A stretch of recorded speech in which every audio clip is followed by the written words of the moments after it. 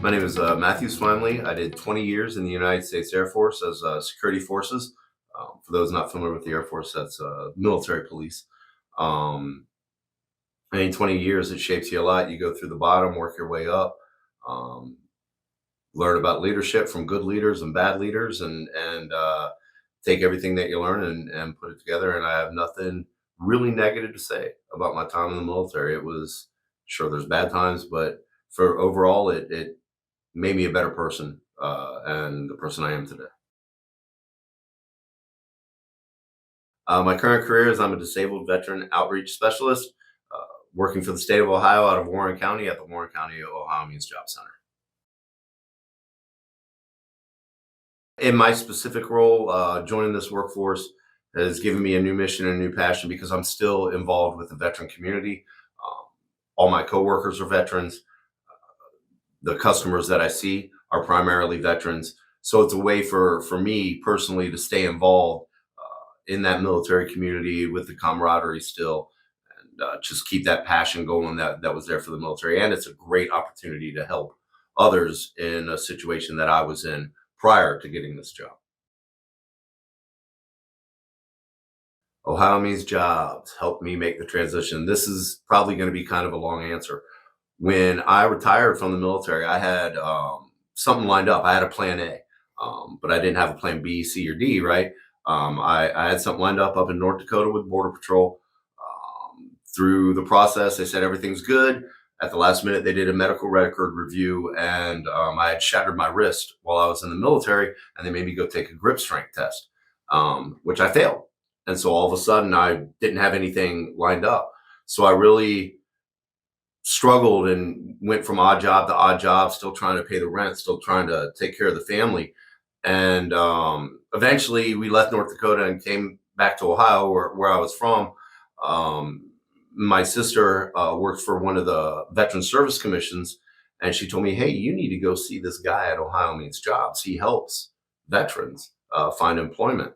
And I met with him, went over my resume, sent me some job leads. But as we were leaving, he said, "You know what? My position is open in another county. Here's the information for it. I think you should apply." And I did, and I got the job. And so I love doing what I do because I can sit there and tell a customer, "Hey, I've been on the other side of the desk. I've been where you're at. This program works. If you take our advice, if you put the effort into it, this program works." So that's how Ohio Means Jobs has really shaped my life. It helped me get a job, and now I'm continuing to help others. So it's awesome. I think the skills that the military teaches um, are more of the soft skills that not everybody is going to gain. Um, and I think that's an advantage that military members have entering the civilian workforce is obviously the military. The punctuality is a big one, right? Integrity, um, a strong work ethic, wanting to help others, wanting to be part of a team. All those things are something that you can't learn in school. You learn that by being part of an organization.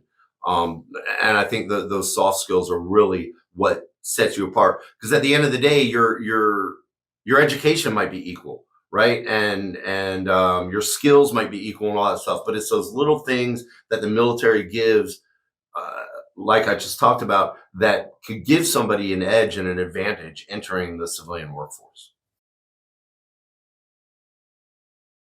For me, managing the structured environment to the civilian workplace was a little difficult. The first couple jobs I had after the military were more structured jobs. You had a boss, you had a direct, "Hey, this is what you do every day. You punch in and you got A, B, and C, and then you punch out and you go home."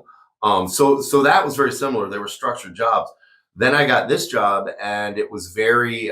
We have a lot of autonomy to do our own thing, um, and work at our schedule, and so I found myself struggling a lot with this job because there wasn't a very strong structure. I was constantly asking my boss, "Hey, I'm going to go do this. I'm going to do this. I'm going to do this." And they're like, "You don't have to tell me what you're doing all the time."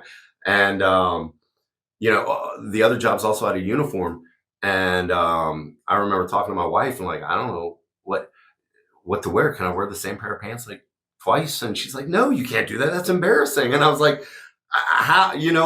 I'm used to wearing the same thing for 20 years. So there was things, but now I wouldn't trade it for the world. It's awesome to have that, to have a support system above you that gives you what you need to get your job done, but is not micromanaging you and not breathing down your neck and stuff. So it was a tough transition, but once you make the transition, it's you realize, oh, this is what normal people do for work.